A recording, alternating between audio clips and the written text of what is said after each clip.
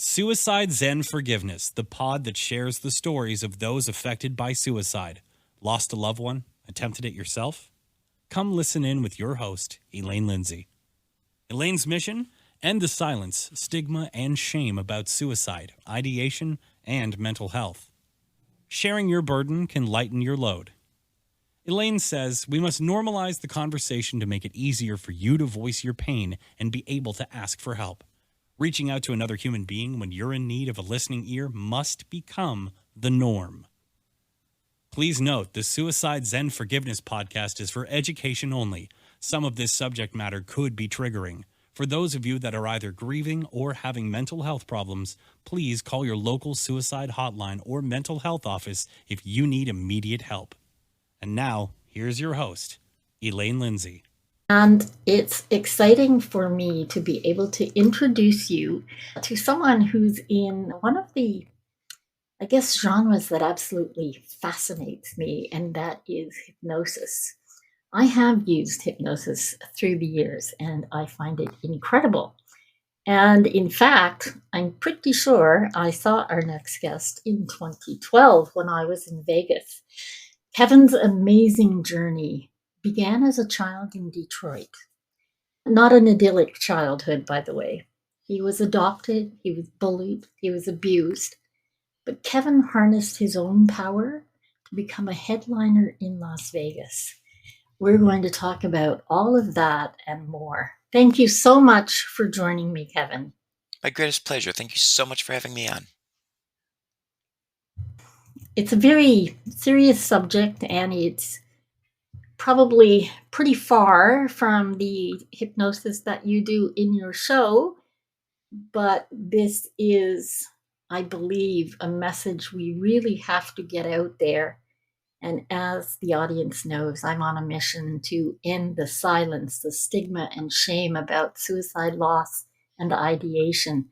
So I'm going to thank you, and I'm going to ask you to go ahead and give us a little bit of your background, starting where you're most comfortable. Like you said, I do the show Hypnosis Unleashed in Las Vegas. I've been fortunate enough to headline here for 13 years. My book just came out called Deep Into My Eyes, From Victim to Vegas Headliner.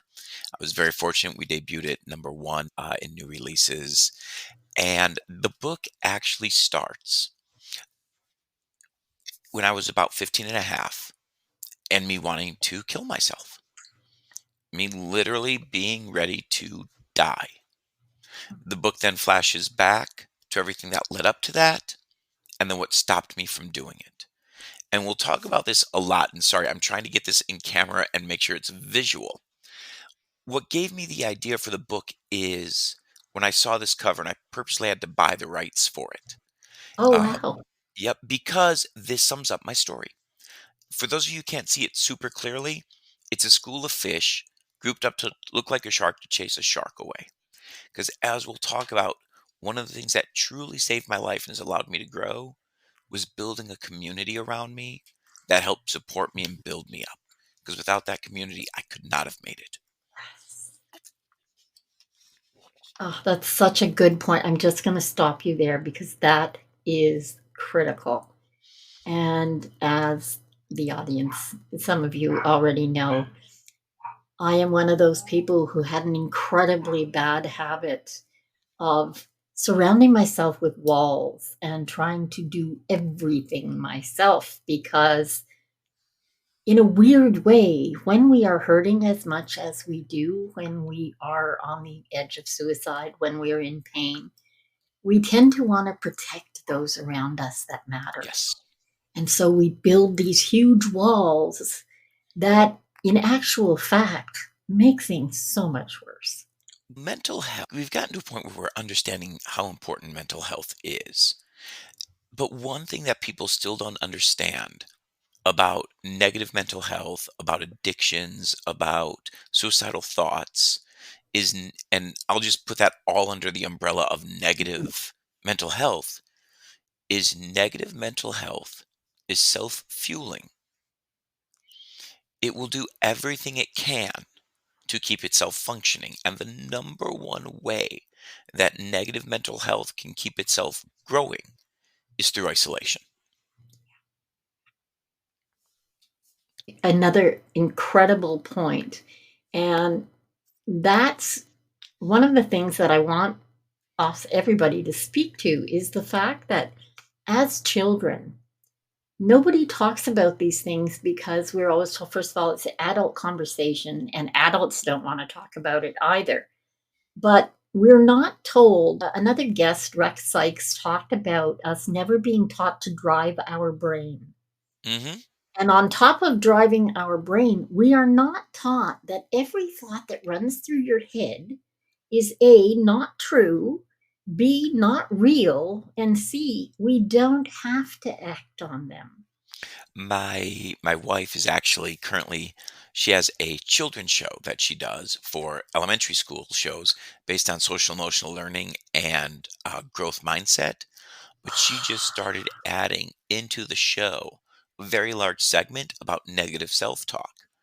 And it started when it wasn't a major part of the show, but she asked all the kids because she has a donkey puppet that says bad things to her. And she goes, does anybody else have a donkey voice in their head? And not only did all the kids raise their hand, so did all the teachers. Teachers. Yep. And she realized that is such a big conversation starter that we have those negative thoughts. And she's talking to kindergartners through fifth graders who are all saying, yes, I have these thoughts. And they think they're alone. I think everybody, to a certain extent, suffers from the misbelief that somebody else has it all figured out. I speak badly to myself. I know this person, they're totally in control of their own life and they never say a bad thing about themselves to themselves. And I don't think that's true anywhere. I think all of us deal with that to a greater or lesser degree. And when you're a kid, it's so much harder because you don't have the life experience to really judge how bad is this situation. Now, for me, I was being severely bullied and abused at school. My parents had an idea about the bullying, but that was still at a time where, oh, that stuff happens. And no, that stuff does not happen. Mhm. That stuff does not just happen. I had the opportunity to change schools in 10th grade, and it was the summer in between ninth and 10th grade where I was ready to kill myself. And I had actually planned everything out. I was ready to do it.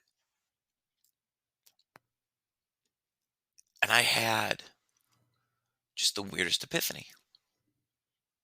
And that's that, what if everybody, what if everything everybody had told me was wrong? And what if I could change that? And I made a prayer unlike any other prayer I had ever prayed in my life because I realized part of what needed to change was me. And in doing so, I ended up writing a list. I talk about this in the book. I made 3 lists. I made a list of everything I hated about myself, which was a very long list. I made a list of things I liked about myself, which was an incredibly short list. And I made a list of everything I wanted to be. And instead of killing myself that night, I actually just went to sleep. As soon as I had finished writing those lists, I was exhausted. I was exhausted in the best way possible. And for those of you who have had that epiphany moment, you understand that with releasing certain anger about yourself and seeing it all written out allowed me to just kind of let that all go. And then when I started in a new school, I ended up making friends in a place I never thought I would make friends. I had come from going to Catholic schools from kindergarten through ninth grade, and the first place I made friends there were with the misfits, the punks, and the burnouts. And they embraced me. And kids can be complete idiots. They can be mean, they can be cruel, they can be everything. Mhm. I had a horrific stutter. Oh. I had a paralyzing stutter that because of my new group of friends, I was able to get rid of in less than 6 months. Because this of punks and misfits, and you think this hardcore image, right? Easier with this hand, sorry. They let me do this for months. They let me meter out my words. Whether I was tapping my fingers, tapping a pencil, they gave me the room to speak like that. And in 6 months, I had my voice. And it was incredible because I'd never had that before. And that was when I was writing all this stuff down, that's when I realized that was the importance to my story. It wasn't just that I survived the idea of the suicidal thoughts, but I learned to put together a community. And I'll say this right now, if your school is not your community, I've known many people who will say that same thing with their very bullied in school. Find an organization that is not attached to your school. I don't care if it's a version of scouting that's a town over. I don't care if it's a dojo, a martial arts studio that's maybe one or two towns over. Find somewhere where you can start again and make friends. And one of my favorite ways to judge the word friend, friends always make fun of each other in a growing way. But for every time a friend will make a fun teasing comment, they'll usually do three or four things to help build you up. And that's what you're looking for. And there are people I know who never wanted to leave school because the abuse came from home. And when that's true, find somebody in the school you trust. They can help. They can help you find organizations. They can help you find places where no, they won't take you from your family. No, you don't have to worry about all these other. But they can find resources for you to help you to get you through that. Because no matter where you look, we all need community. Oh, yes. Yes. And we'll also talk about the other main suicide. There are two other suicidal moments. When I was 24, I was living with my girlfriend. We got into a fight, and I came back the next day and found her. Because now, what I didn't know is her mental history before we started dating. But she had committed suicide and left me to find her. And I know that, and it put me through, of course, a train wreck spiral for quite a Yeah. while. About 8 to 9 years after that, I'm adopted. When I was 30, I decided to find my birth parents. Turns out my birth father's hobby since he was 9 years old was magic and hypnosis. We just immediately just blended. It's been amazing. Unfortunately, when I met my birth mother, she was deeply in the throes of Oh, alcoholism and suicide would take her life as well. But at least by that point, I had the tools to guide my brother and sister, her son and daughter, wow. through that as well. And people think that people will be better off when they're gone. That is never ever true. It is a scar that never fades. A parent who loses their child to suicide never heals that hurt. And a child who loses their parent always carries that wound. Even losing a very dear friend never goes away. No, it doesn't. It stays with you. And that's why I'm so adamant about saying build community, find people around you, grow with those people. And when something traumatic happens, don't run away from people, run to somebody. Once again, the mental illness always tells you to isolate because you don't want to expose people to this trauma. Yeah, and Oddly it can be enough, very, oh yeah, but oddly enough, most of the things that you look at as a trauma, when you're looking at it from your own eyes, it's 10 out of 10 on the trauma scale. But to other people who aren't as emotionally connected, they may only look at it as, one, two, or three. And they have the ability to go, oh, that, yeah, I can help you with that. That's no problem. that's such a good point because when I was 16 and we lost Andrea, it forced me into very deep isolation. I did not want to feel any of these feels, and I went down a very bad road. Some of our other friends that were as friendly, that we were a group that hung around together. Now we talk, and it was not the life changing event it was for me. But later, there was a very good reason for me to be affected the way I was. And it's why I'm sitting here in front of you today, Mhm. because my trauma happened so early, unlike you, who had gone through your own first. Andrea's passing was actually an incredible gift because it gave me the ability to understand being one left behind. Yes. It always gave me pause when it came to that pivotal moment for me. I had another friend of mine who shared his story with me because he was 14 when he was ready to kill himself. Mm. And this is somebody who was older than me and really thought he had it all together in this idyllic childhood and everything. And he was obviously didn't. But he told me that just before he killed himself, he had a weird idea. And the idea was, okay, I did it. Okay, you know what? I did it. I killed myself. I'm dead.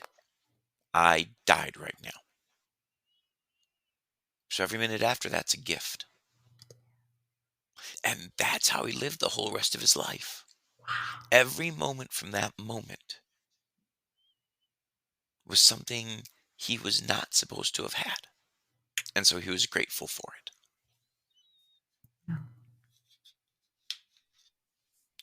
And I hear this, I hear so many times when people have picked themselves up after losing someone and gone on to make a difference, which I think is incredibly powerful and wonderful. It isn't always the case, and it takes some of us a lot longer than others to It get the does. message. And everybody heals their own way. Everybody deals with grief their own way. And everybody deals with trauma their own way. But when we have a community we can talk to, it makes all the difference. Another thing that I talk about in Deep Into My Eyes is 1 year from that, I had a job as a camp counselor. And as the clock ticked from 11:59 to midnight on my birthday, one of the guys has set an alarm, and my bunk was singing happy birthday to me. 1 year before that, I was ready to die. And now I had a community celebrating and embracing me. And it's so amazing. That is out there for you. Oh, yeah. It really is. And sometimes, and one of the hardest things to do is to go and look for it because it's Yeah. hard. It really is. And Lord knows there are a lot of negative sides to the internet. Yeah. But the great thing about the internet is somebody shares the same hobbies as you. Somebody near your hometown has set up a group that gets together and meets about some topic you enjoy. It's out there. And everybody who walks into that group all walked into that group for the first time once. And they know what it feels like to be that person walking into that group for the first time. Oh, And if you don't know what to say when you walk into a new group, I'll give you the answer right now. Just ask people questions about themselves. Be genuinely interested in others, and it will come back to you.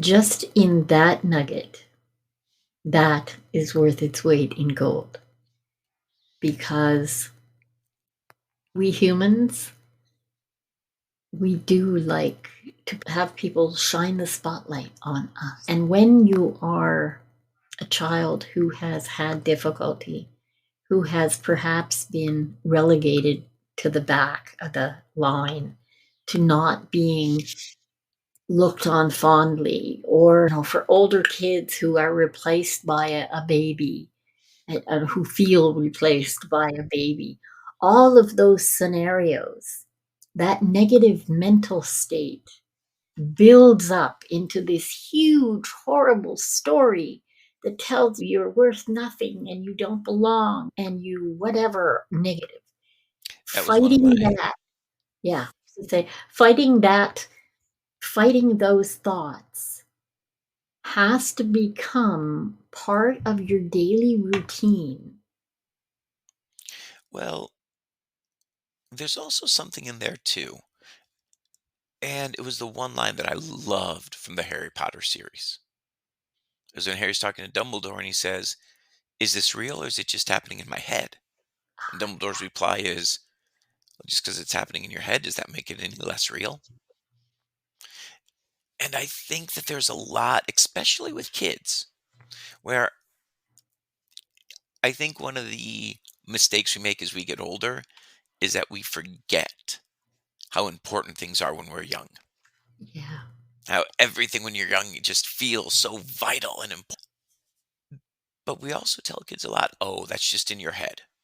Yeah, it's in my head. We agree. Help me get it out. Yes.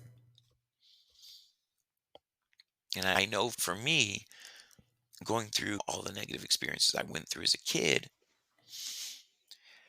I don't want to give the adults a pass. No. Um, Oh God, no. but I will say that bullying wasn't quite recognized as No. the problem that it's recognized as now. Yay, there's some advantage. But I'm not going to say kids have it easier today because my bullies Mm-mm. weren't allowed to follow me home in my pocket. Theirs are. Yeah, And no, it's got to that's a find really somebody you good point. trust. Yeah. And yeah, I Especially, don't, sorry, don't mean to no, no, no. interrupt you there. I I was just think going to say, go for it. go ahead. You're my guest. You go ahead. I was just going to say, especially when you've been abused, it can be very hard to trust somebody because you figure you start to believe one of two things is true. Either they're not going to listen to you or they're going to make your problems worse. And sometimes it takes a while to find the adult who understands and can help provide you with the space to heal.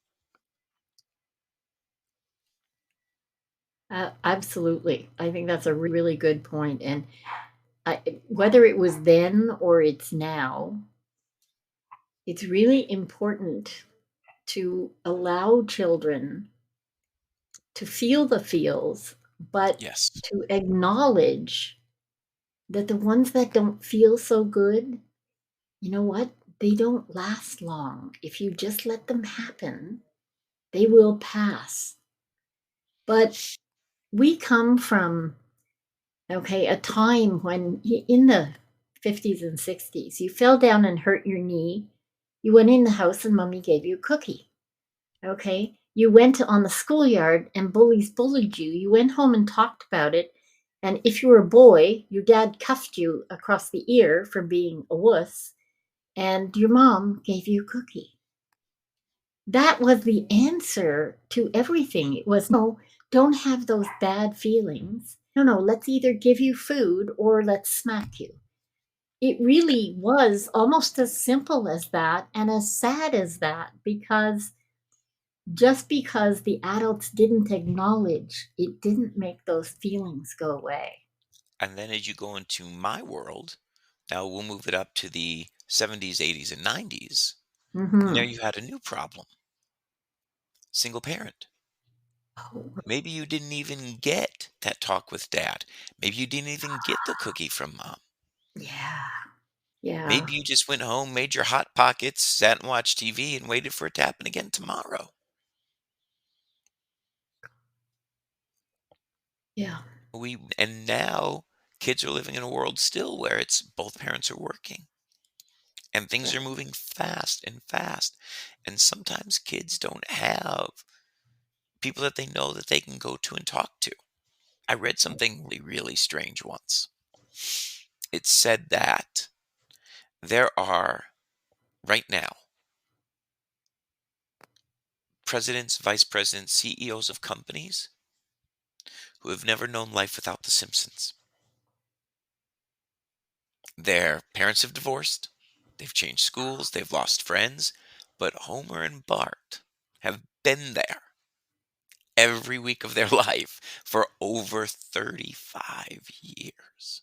Oh my God. And some people have talked about, and this sounds really strange to be talking about The Simpsons in this way, Yeah. but for some people, quite honestly, it's the only Only permanent thing they've ever constant. had in their life. It, it's odd, or maybe not. That's the example that we're using. I have never seen an episode of The Simpsons But they've always been there. intentionally Yep. because I found it just repellent. However, my son and my husband did watch it. Hmm. And My it's, yeah, it's keep going. bizarre. I was just going to say, it is bizarre that it is that constant. I talked to someone recently about the fact that I was so adamantly against it, but it is the one constant Yep. that your generation and those that come after have known. It's the one thing that's there. Plus, it's also low stakes drama. You know that at the end of every episode, everything's going to be fine, and next week it's going to be the same. So not that far from Leave It to Beaver and My Right. Three Sons as we would Yep. think.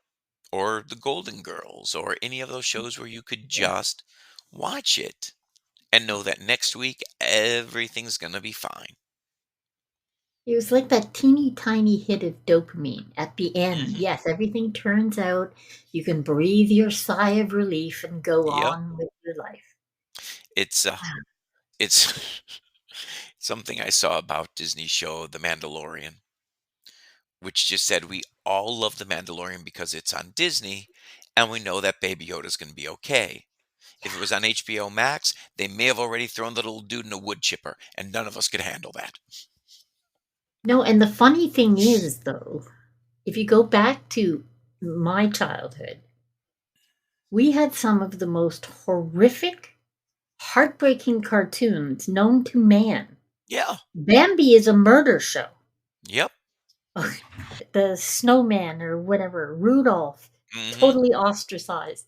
Like they all start with, So let's talk about Rudolph yeah, because it's the holiday season and this is great. yeah, I saw something on the internet, and this is actually really important because a lot of people watch Rudolph very differently.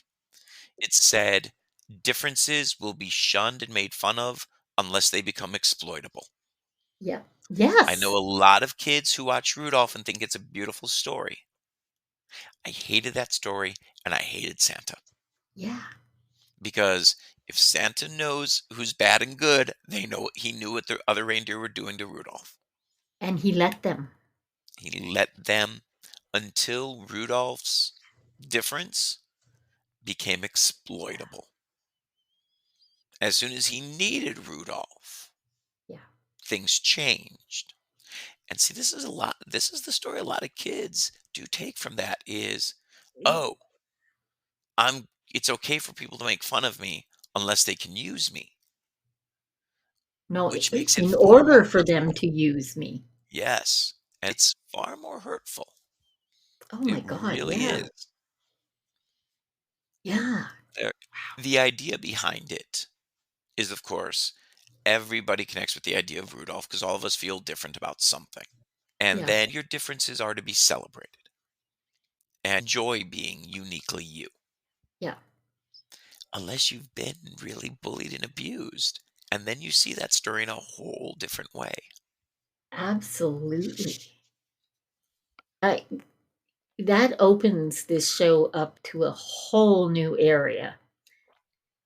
I have two friends who have written a number of books, and the first book by David Rendell was about being Flossom.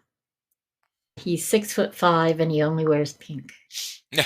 And he talks about some of the difficulties one has at 6'5", like going into an airport toilet Mhm. and some really funny situations. But the overall stories were about celebrating those things that other people shine that bad spotlight on you for. Yep. And he and Stan felt about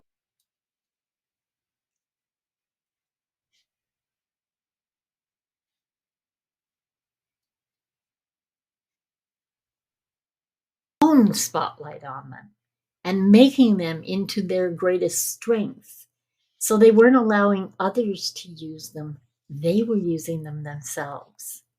And when you have a community around you, it's so much easier because as soon as my self-worth is based in a world where I'm being built up, I don't care what somebody's saying about me negatively because I don't care about your opinion because I've got this whole group that's helping me build myself. And honestly, throughout my career, I got into the entertainment field when I was 16 and we just barely 17. I'm doing like kids parties and then I'm growing and growing until all of a sudden I'm a headliner in Vegas. I've been doing that for 13 years. My show Hypnosis Unleashed, I've been really lucky. We've survived not only for 13 years, but we've won the best of awards. Yes. But what I tell That's people the is, Vegas. yep. What I also tell people is the beauty of it is I didn't get here alone. There are so many people who helped me get here. There are so many people who I went to for advice. There are so many people I mentioned in the book who helped steer me in the right direction. And you can find those people. The other thing that I've learned is I've learned this to be true 85+% of the time. People who are successful in whatever realm they're successful in all know one really important secret, and that is there is more room at the top for people who want to be good people and successful than there will ever be enough people to fill those positions. Yeah. And if you reach out to somebody and sincerely say, hey, I'm stuck at this step. What do I need to do to improve? More times than not, if you are willing to listen to the answer, not because there are so many people who they don't want the answer from the expert. They want the expert to regurgitate that what they're doing is correct. And it doesn't work that way. But if you're really No. willing to listen, you can grow so much. There are so many people who want to see other people succeed. Oh, that, that is so true. And as you said that about there's more room at the top, what I see is all those people you've allowed to mentor you, all those people you've reached out to, they're at the top pulling you up. Oh, yes. And there is also, I will say there is an importance to that 15% who are jerks. And honestly, it's been far less than 15% in my world. Other Vegas headliners who I've never actually met, I have been able to reach out to and go, hey, this thing's happening. And they've gone, oh, yeah, sure. I'll be there. It's because there's a community there. For the 15% that are jerks, learn from them. Yeah. Learn from them by looking at them and going, I don't want to be that. The nuggets that you're dropping are just incredible. And what I want to add to that is what you look for, you will find. So Yes, why not look for the good and find that? it is a truth in hypnosis that your subconscious is going to dictate some of your actions without you even realizing it. And the more open you are to positivity and sometimes with positivity, I hate to say it, but sometimes in our lives, we do have to fake being positive because we don't really have it in us. Yeah. Yeah. But after a while, faking being positive and being positive, that line starts to blur until you really do have that positivity in your life. Yeah. I just want to tweak that word. Hmm. Okay. So it's borrow Okay, I like positivity that. Yeah, that's a much better word. until you can own it. I like that a lot better. It takes the fake out of it. Yes, I like that a lot better. That is a way better way of framing it. Well, thank you. And with a community, you can borrow from your community Hmm. so that when you can honestly own it, then you can share yours with others. And one of the beauties to sharing with a community is once I realized that I suffered from depression, I told the friends that I care about, and they took a great interest in my mental health. One of the great things you can do for depression is physical exercise, just getting out, Mhm. walking, just moving. It's not the end all beat all. Please go get help, talk to people, but physical activity helps. My friends would drag me for walks. And I don't mean that they would come to the house and go, "Oh, hey, let's take a walk." They would physically grab me off the couch and make it clear we're either going for a walk or going for a drag. It's up to you. It's up to you. I love that. I love that. But that's the joy of talking to a community. They'll support you, they'll understand. And there is community for every one of us. Yes. Okay? There it doesn't matter if you think you're a little weird. Hey, I'm a lot weird and I have community. When I allowed myself to open up, communities all around you. You just have to open up to that opportunity. And so many of us take a little longer to get to where we need to go. But the Hmm. fact is, the minute you decide to be open to opportunity, whatever that opportunity is, it presents itself because it's all around us. I firmly believe that we are energy and is attracted to. So, what you put out there, start putting good stuff. And I guarantee that's what you'll see coming back Very much. from. But also, it's not always instant karma. It's No, an immediate return. no. So please don't think that in a week you can change everything, but Because, in in all weeks you will. honesty, yeah, but in all honesty, you probably didn't get that deep into your depression in a Mm. week. So, you can't necessarily expect to get out of it that quickly. Yep. You Always a process. Yeah, and you get out what you put in, you really do, in anything, Yes. and it's just the law of the land, if you will, or Mother Nature, or whatever you wanna call it. We do, the more you put in, the more you get out, and that, I think, is something wonderful to aspire for, to I work on. I've been fortunate enough to travel the world doing what I love. And for me it was always really interesting when I would achieve a new goal and I would look at the community that got me there. I'd look at everything that I had done, everything I was doing, and all I could do was be thankful and grateful that I made the decision to change my life instead of ending it. Because there is so much power in tomorrow. Now, granted, in order for tomorrow to work, you usually have to take some action today, Yeah, yes. but there is power there. Oh my god, absolutely. So let's go back a little bit. Why hypnosis? I And what was was it that drove you that path? So I started off, like I said, doing like costume characters at kids' birthday parties. That got me into clowning. Clowning got me into magic. Magic got me into sideshow. So I was doing all these like weird little variety arts. And when I was 20, I started working with some hypnotists and I got enrolled in a course for social workers because it was the only way to learn at the time. Okay. And I really didn't like hypnosis shows because all the hypnosis shows that I had seen boiled down to I'm a jerk who wants to make you look like an idiot. Yeah. And I didn't like that. And I grew up in Detroit. I had the option to go to New Orleans for 6 months to do my show. 6 months turned into 5 years.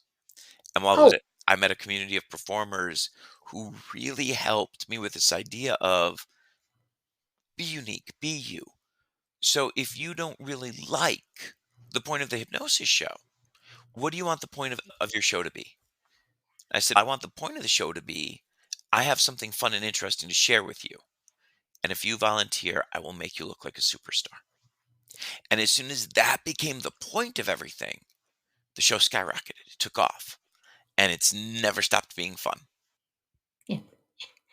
It's fascinating to listen to what you have to say because unintentionally, the smile just beams from you as you talk about what you do. When also I think about some of the different people in New Orleans, there are also things that I wish, of course. In New Mhm. Orleans, I was fortunate enough to know Harry Anderson, who was a great performer, great actor, even Yeah. better human being. He took a lot of time with me, but I was young and my ego was still afraid, so I didn't learn half as much as I should have learned from him. Now, fortunately, about a year before he passed, my wife and I were able to take him and his wife out to dinner because we were in Asheville where he was living, and I was able to say thank you for everything because my show Oh, was successful. I was doing all these, and I really wanted to just take a moment and go, hey, remember all that advice you tried to give to an idiot 25-year-old who didn't know how to take it? I promise you I utilized it properly. ah, that's And that wonderful. was really gratifying. Oh my God, that's so amazing. I just adored Harry Anderson. I Yeah, thought he was incredible. he was a great human being. And as much as you want to kick yourself sometimes for the things you didn't learn at the time, when I moved to Vegas, I was fortunate enough to become very good friends with the amazing Jonathan.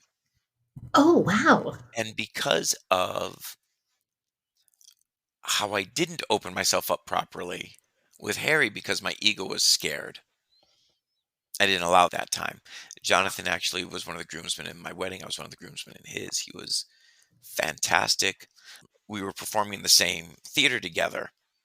And I told him I wanted him to come to the show one night because I wanted his take on things.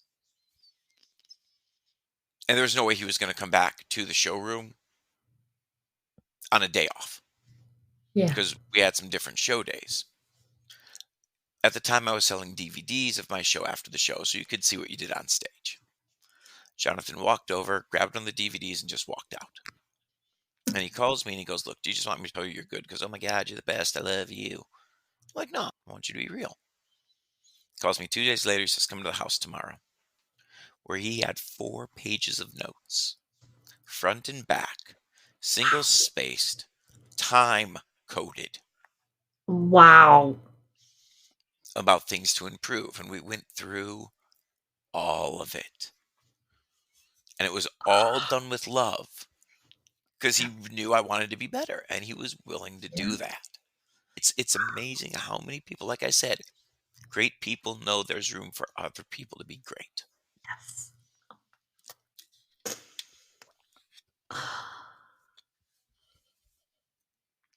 I I don't have words for how grateful I am to have reached out to you. It's my pleasure to be here. Thank you for having me on. I And am touched beyond belief, but more than that, I need you to say thank you to your wife. The fact that she's dealing with negative self talk with children, I think, is just incredible. oh, I think And what she's doing with kids right now is just so amazing. I think it's going to be something that's going to develop into something that helps a lot of people. yeah, because we have never had the amount of children in therapy. the amount of children with fears and phobias and horrific, detrimental bits in their lives that don't need to be there. But we're not empowering the children because people don't realize how resilient children are, how smart, how No. powerful, how much a child will bounce back if you just give them the space, the community to do it in. Yes. And letting them know that they're worth it. Yeah. Yeah. Boy, am I glad that the right people let you know how worth it you are. Thank you. Because, first of all, your book will be absolutely on the page with transcription and all of the links and Wonderful. where you can see Kevin Yep. and how you can And hopefully reach Kevin. and to everybody out there, please feel free to go to Hypnosis Unleashed. Email me if you have questions about hypnosis. The book website is Deep Into My Eyes. We also have some bonus content in there as well, which talks about places you can go to get help if you're having these feelings. Perfect. My only ask at this point Yes. is, would you come join us again? Gladly. It would be my greatest pleasure. Thank you. I so appreciate that. I'm Elaine Lindsay, and this is Suicide Zen Forgiveness. I have to say, with absolutely no reservation, I am so filled with gratitude today to have Kevin as our guest. And I know that you too are finding this just chock full of wonderful nuggets that you can use in your life. Kevin took himself as a child, abused and more, and has hit the pinnacle in Vegas. Being crowned best of Vegas is not an easy feat, and you don't get there without being incredibly nice. Thank you so much. I thank you so very much. We will see you next time when we will have yet another guest to share with you. In the meantime, make the very best of your today, every day, and we'll see you again. Bye for now.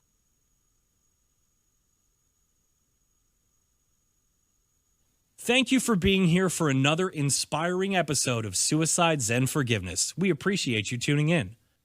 Please subscribe and download on your favorite service and check out SZF's YouTube channel or Facebook community.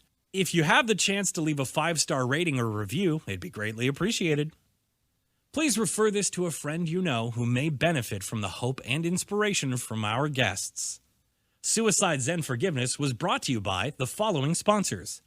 Truel Social Media, the digital integration specialists. Let them get you rocking page 1 in the search results.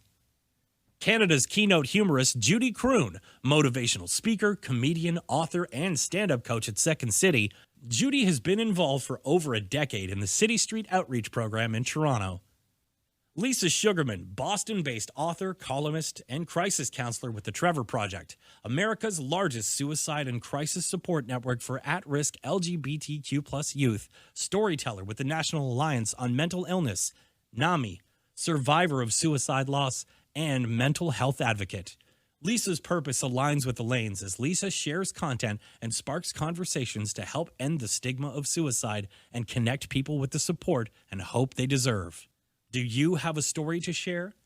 Do you know someone you think would be a great guest? Please go to szf42.com. And for our American listeners, that's szf42.com. Thank you for listening, and we hope to see you again.